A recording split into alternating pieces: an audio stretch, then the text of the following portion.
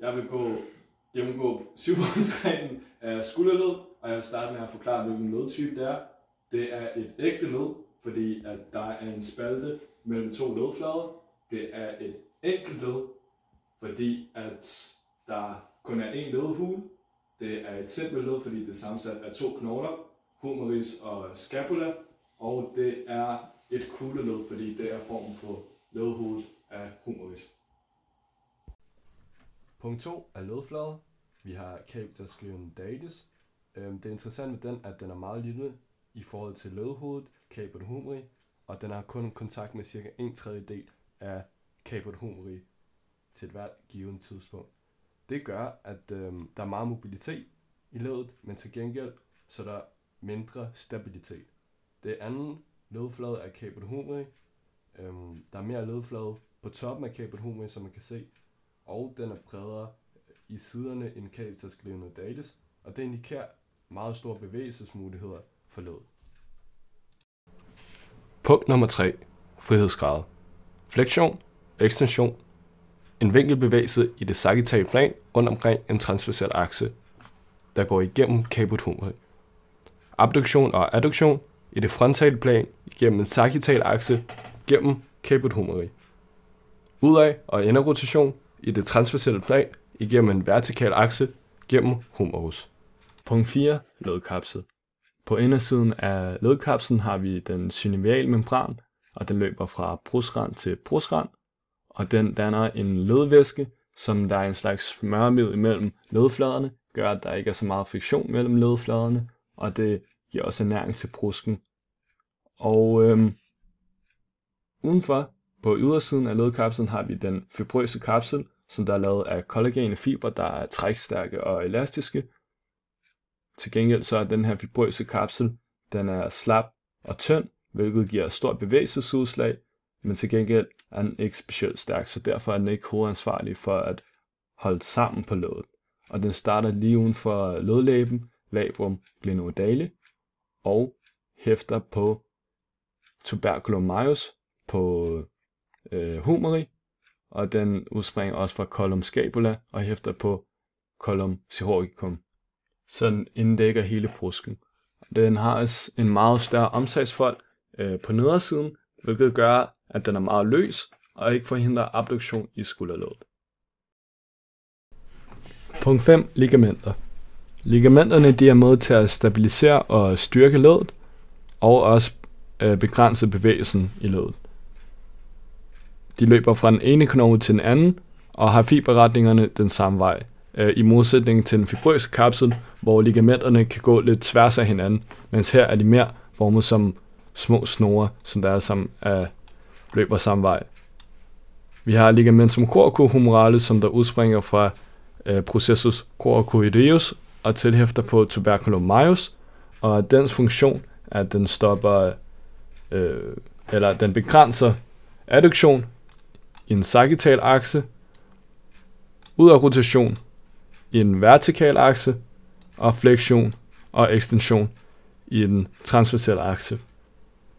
Og så har vi også ligamentum glenohumerale, som der udspringer lige uden for den fibrøse ledkapsel ved capitis glenoidalis og hæfter medialt på column chirurgicum. Og den er lavet af flere dele, en super, medial og en inferior del, og de forskellige dele har også forskellige funktioner. Den inferior del, den stopper abduktion, mens den øverste del, den begrænser adduktion, mens alle ligamenterne de bliver strammet ved udadrotation og ved fleksion og ekstension i den transversale akse. Punkt 6. Fibrøs brustdannelse. Labrum glenoidale. Ledskålen forstørres af en labrum glenoidale, som er fastsat langs hele ledskålens omkreds. Der er en trekantet fortykkelse af brusken, som sidder hele vejen rundt i kanten af capitis glenoidalis bruskrand. Andet vigtigt, rotatormanchetten. Musklerne er nødvendige for at holde ledet sammen. Ledhovedet er meget større end ledskålen, hvilket gør, at den er strukturelt meget ustabil i forhold til for eksempel hoften, og at den fibrøse kapsel er slap og tynd. Rotatormanchetten er som en ærme rundt omkring leddet og er afgørende for skulderens stabilitet. Den består af de lednære muskler, musculus teres minor, som der udspringer fra øverste del af margo lateralis scapula og tilhæfter på tuberculum major, musculus infraspinatus, som der udspringer fra fossa infraspinatus scapula og også tilhæfter på tuberculum major. De har begge to den funktion, at de udroterer i skulderledet. Musculus supraspinatus, som der udspringer fra fossa supraspinatus scapula og også tilhæfter på tuberculum major, og har funktionen at lave abduktion i skulderledet. Og en sidste muskel i rotatormanchetten er musculus subscapularis, som der udspringer fra fascius costalis scapula og tilhæfter på tuberculum minor, hvis funktion er inderrotation af skulderen. Kapselspændere. De samme muskler i rotatormanchetten, som der stabiliserer skulderledet, de sørger også for, at kapslen, så der er her, den ikke kommer i klemme mellem de to ledflader. De er lednære af kapslen, og de sørger for at trække i kapslen, når vi laver en bevægelse i skulderen, så den ikke kommer i klemme mellem de to ledflader. Ydre og ekstra ledskål, ligamentum coracoacromiale, ligger mellem processus coracocoideus og acromium, og danner en slags ekstra ledskål. Og dens funktion er, at den forhindrer skridbevægelse af humeri opad. Bursaer. Hvor der er bindevæv, som bevæges mod hinanden, vil der også være en slimsæk i en bursa, og det gør, at der er mindre friktion mellem bindevæv.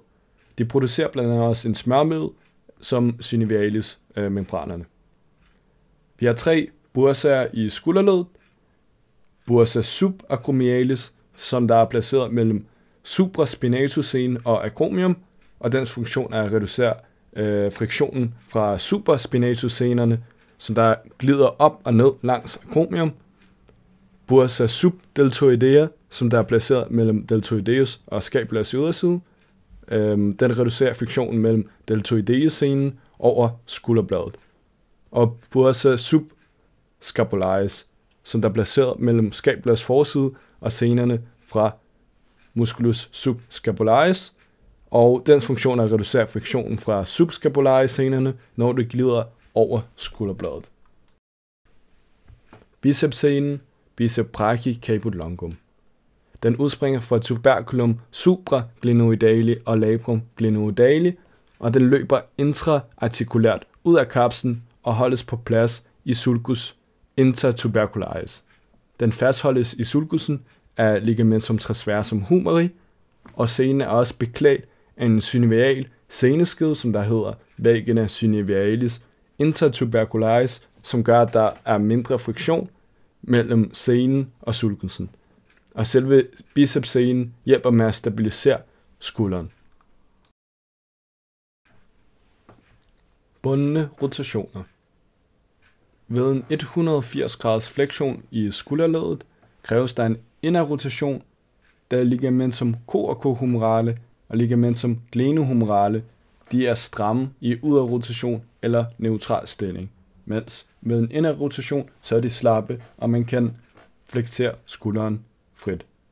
Og ved 180 graders abduktion i skulderledet kræves der en yderrotation, fordi at tuberculum majus den kommer i kontakt med cavitas glenoidalis og ender med at sidde fast. Men hvis man kommer i en yderrotation, så er der mere ledhoved og mere ledflade at bevæge sig på, uden at skuldrene kommer i crambolage på den måde.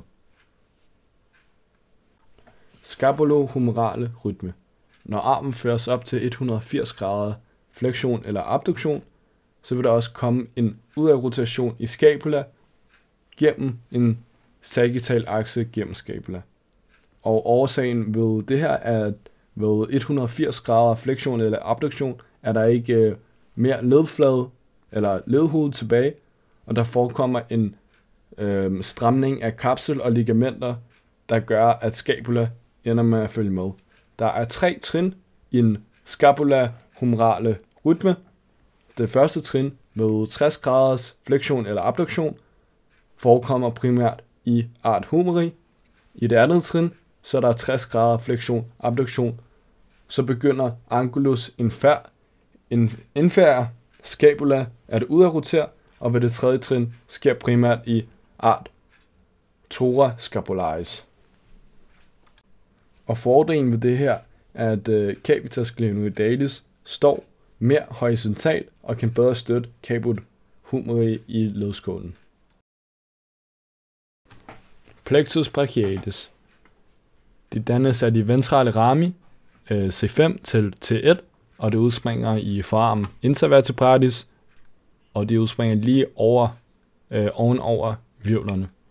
Det løber ind imellem anterior og den mediale skalene, og til kaldt skaleneporten, løber bagved clavicula ned til armhulen, også kaldt axillaen. Og det innerverer hud, led og muskler i armen og overekstremiteten. Efter de ventrale rami, så når vi så til tronkierne af plexus brachialis. Øverst op så har vi truncus superior, hvor der også udspringer 2 perifere nerver fra. Vi har suprascapularis nerven, som der løber gennem en incisura i scapula og innerverer musculus supraspinatus, og så har vi også den subclaviane nerve, som der innerverer musculus subclavius. Nedunder har vi så den mediale truncus, som der udspringer fra C7, og det skal også siges, at den superiore trunci, det er en sammensættelse af C5 ventrale rami og C6 ventrale rami. Og sidst så har vi den inferiore trunci, som der er formet af en union fra C8 og T1. Efter trunkierne så forgrener nerverne sig, hvor de enten samles som den posteriore fascikel. Den bliver dannet af den superiore, mediale og inferiore trunci, hvor de så danner den posteriore fascikel, en bund af nerver. Så har vi den mediale fascikel, som der kun udspringer fra den inferiore trunci, og i den inferiore fascikel, så er der også nogle perifere nerver, som der udspringer fra. Vi har nervus medialis pectoralis, som der innerverer, så der er med til at innervere pectoralis major. Så har vi også nervus brachicutaneus medialis, som der innerverer den kutane del af overarmens medialside. Og så den sidste perifere nerve fra den posteriore fascikel, det er nervus antibrachicutaneus medialis, som der er med til at innervere underarmens medialside, den kutane del, så altså huden. Fra den mediale fascikel med en sammensættelse fra en lateral fascikel, så udspringer nervus medianus, som der innerverer de dybe og superficielle flexormuskler i underarmen og hud, og udspringer også den ulnære nerve, som der innerverer håndfladen og meget af huden og musklerne i hånden. Og fra den laterale fascikel udspringer nervus musculocutaneus, som der innerverer musklerne i overarmen og huden, og en anden perifer nerve, som der udspringer fra den laterale fascikel, er nervus pectoralis lateralis, som ved hjælp af pectoralis medialis innerverer pectoralis major musklen. Så pectoralis major får faktisk innervation fra hele 5 nervesegmenter fra C5 til T1. Og det skal også siges, at hvordan de her fascikler er placeret, er i forhold til arteria axillaris, så de er enten placeret medialt, lateralt eller posteriort for arteria axillaris. Den posterior fascikel har 3 perifere nerver, som der grener ud fra den. 2 af dem er nervus subscapularis. Vi har en superior og en inferior nervus subscapularis. Og så har vi også nervus torquodorsale, som der innerverer latissimus dorsi. Og imellem alle de her muskler, teres major, subscapularis og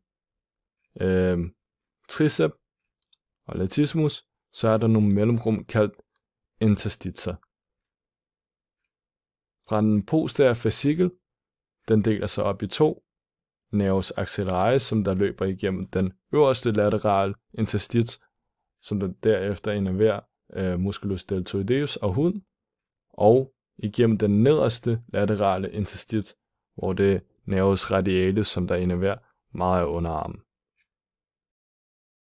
De sidste 2 perifere nerver, som jeg vil gennemgå, er nervus thoracis longus, som der udspringer fra C5, C6 og C7, og den innerverer medialsiden af axillaen og musculus serratus anterior. I kan se den her. Og nervus dorsalis scapula, som der innerverer rhomboidmusklerne og musculus levator scapula og udspringer fra 5. ventrale rami. I kan se den her.